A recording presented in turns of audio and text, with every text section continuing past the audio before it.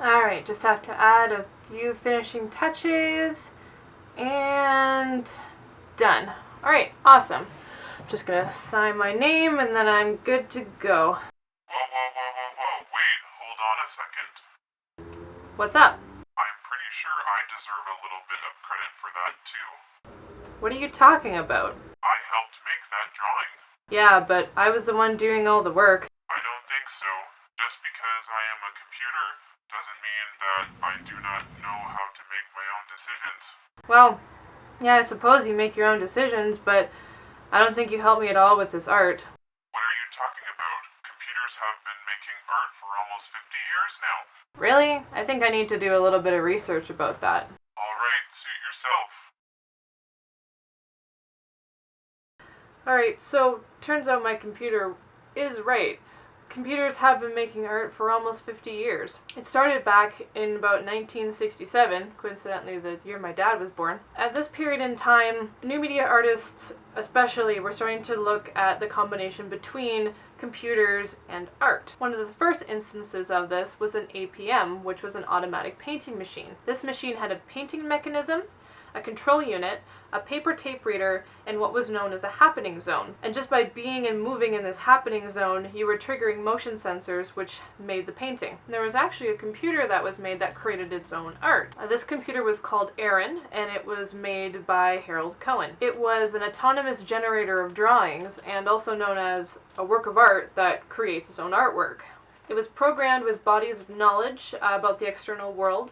It follows the rules that were programmed for it. It knows placement and style. It understands proportions. And based within those rules that it's been programmed with, it actually decides what it wants to draw. So it can draw a plant, a rock, a figure, really whatever it wants within those rules. And it actually improvises. It relies on its own feedback to go, okay, I've already made something here, so I'll put something over here. And it can actually notice that its composition is getting too crowded, so it goes, okay, I'm done now. Now this might help end the little debate between myself and my computer, because there's a question here with Aaron and Harold Cohen about who actually owns or should receive credit for the pictures that are created here. Here's just a few of them.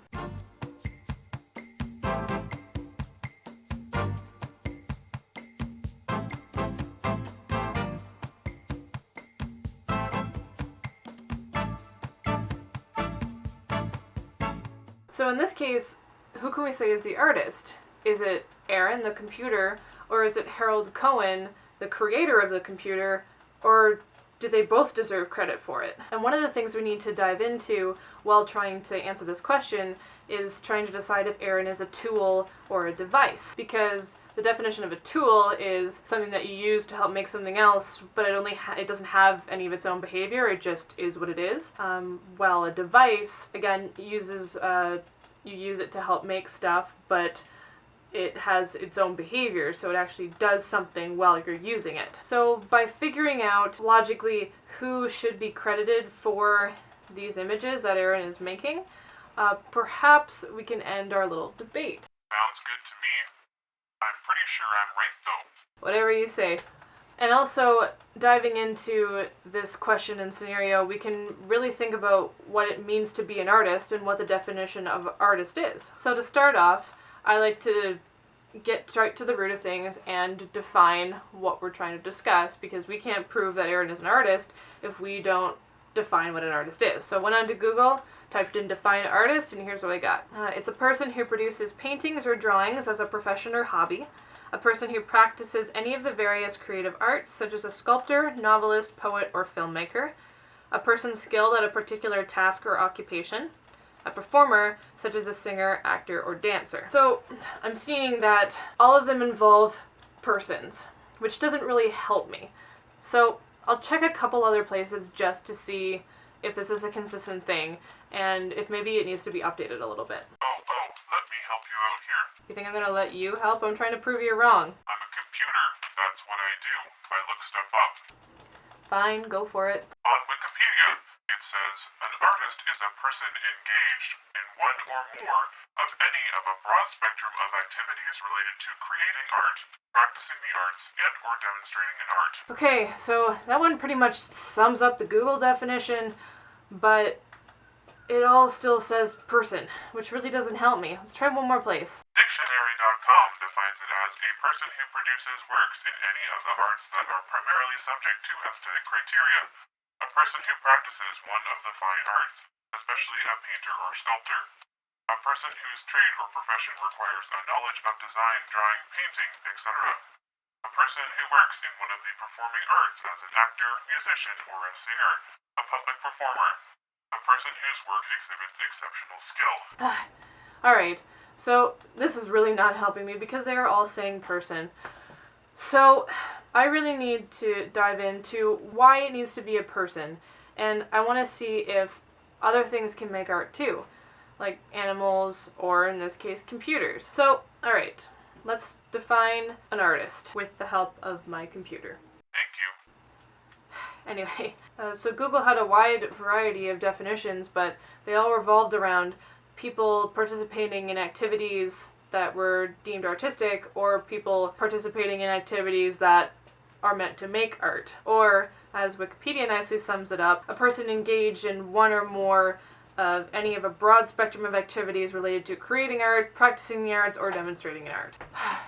But, again, we're stuck on the idea that they're all defined as a person. Because I think it's not just people that create art. Art is defined on a very broad spectrum. So, back on the internet, thank you computer, you're welcome, the definition of art is the expression or application of human creative skill and imagination, typically in a visual form such as painting or sculpture, producing works to be appreciated primarily for their beauty or emotional power.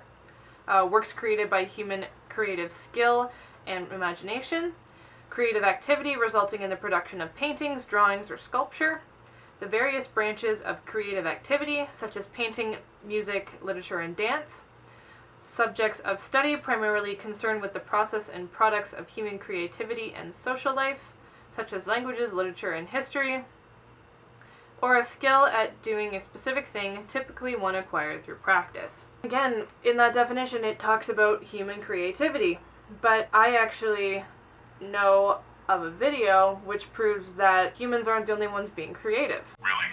What are you talking about? I'll show you. Type in elephant painting in YouTube.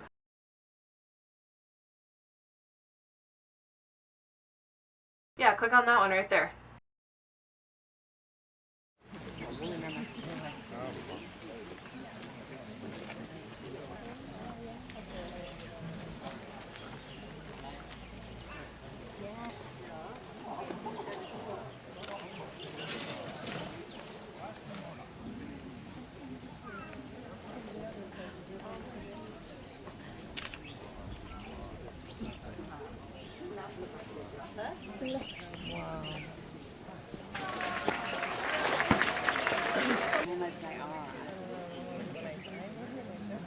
They'll believe it. They'll actually believe that.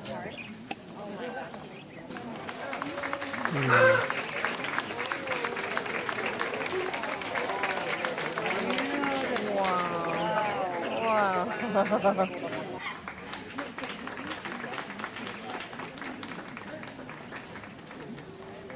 Okay, so you have a point. You don't have to be human to create art, but part of creating art is being creative.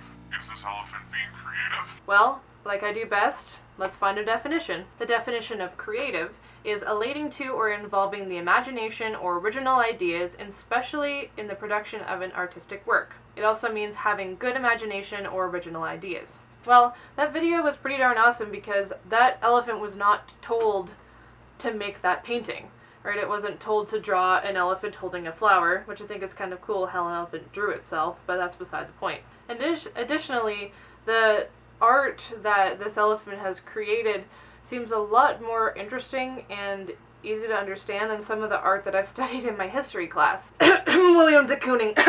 Fun fact, there's a website that actually has a quiz. It's modern art versus toddler art, where you have to try and guess whether the painting was made by a modern artist or by a toddler.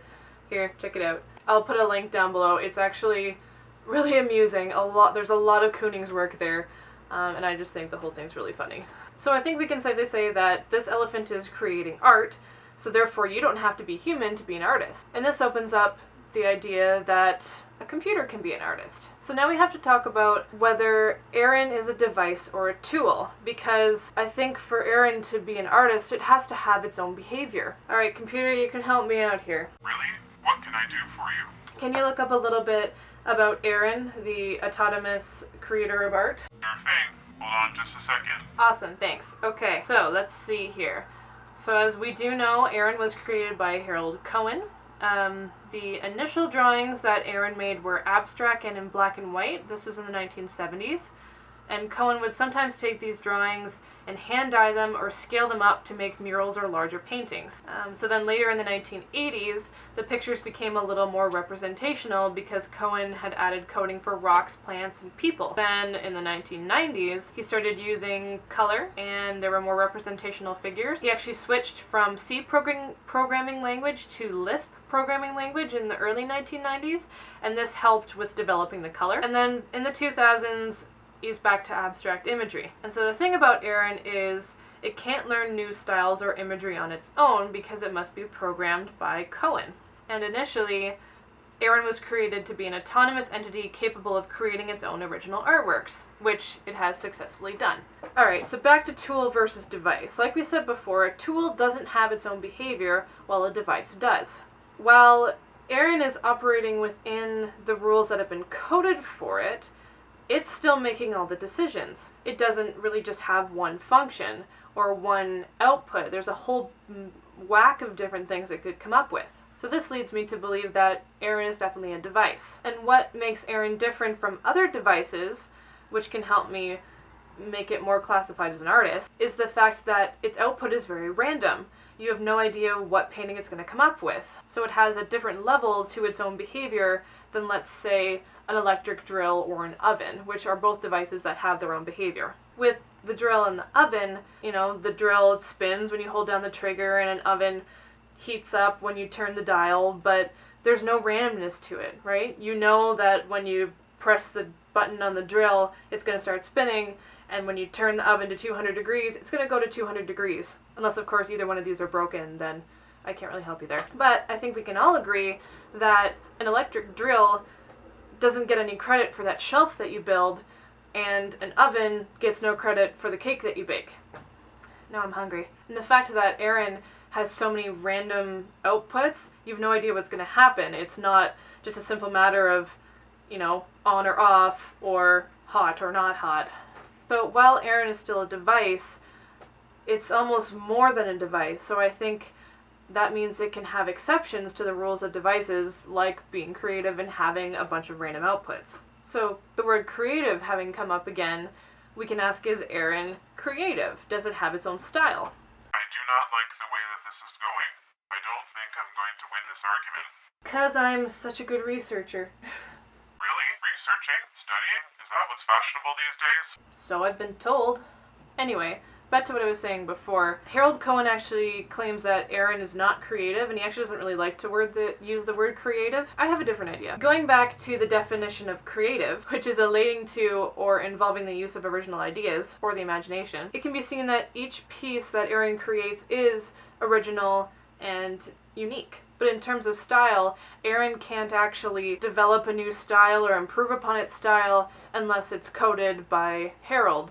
So it really has the style that Harold's given it. So I know that Aaron doesn't have any information or knowledge of the world because it's not a visual learner. It can't see something and then draw it. It just has the knowledge that Harold Cohen has given it in its programming. But to help prove my point, I want to make a comparison between Aaron and art students. So Aaron has been programmed by Cohen to follow a certain number of rules.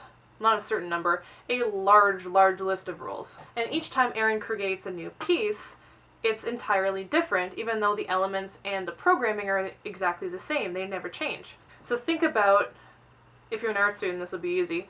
Think about when a professor or teacher gives an art student an assignment. The teacher or professor will assign a certain number of rules, like has to be 2 minutes long, there can't be any editing, it has to be in one take, has to be a video, it has to play off the work of a certain artist, something like that. And each student isn't going to produce the same thing. Each student is going to produce a different piece of artwork. And additionally, I can bet you many students would choose to do a different piece given the same assignment. I know I would. So even though the rules are the same, and I know many teachers and professors give the same projects year after year, they never see the same artwork. Yeah, they'll see similar artworks that have similar elements because the rules are the same, but each piece is different and unique. And additionally, teachers and professors never take credit for the student's work because it was produced by the student who was just following their rules. So even though the basis and the outline and the structure of all of Aaron's work comes from Cohen and all the rules that he's programmed for Aaron is still making his own decisions and choices based on those rules. So Aaron is operating creatively within the rules that it's been given. So computer, is that logical enough for you? Yes, I think so. You determined that artists don't have to just be human. They can be animals, or even computers, like Aaron. Additionally, you don't have to be human to be creative. So that shows that Aaron definitely has the potential to be creative, and it is creative. So I suppose that Aaron falls under the definition of artist. See, I told you. So based on this, I think that Aaron does indeed deserve credit for the art that it's making, because I see its relationship with Cohen as a teacher versus art student kind of relationship. You know, the teacher is laying down the rules, the student is operating within those rules. And a teacher can't take credit for a student's artwork, so I think that Aaron gets to take credit for its own artwork. Curses. You win again, human. Ah, yeah. Human triumphs over a machine. Alright, so thank you very much for watching. This essay was kind of interesting to create. I actually emailed Harold Cohen because I found his email online. It was just kind of sitting there. And I had a rather interesting exchange with him. I was asking him a couple questions, and he obviously was not in a place to answer any of them. I posted a link on my blog about kind of what went down. It's in the description below, so you can check it out. It just kind of is what it is. It was just a really interesting experience. And it made it hard to write the essay because I spent most of it being really mad at Harold Cohen and not wanting to read anything that he'd written. So it made it quite interesting. But I hope you enjoyed it. Thanks very much for watching. Ciao.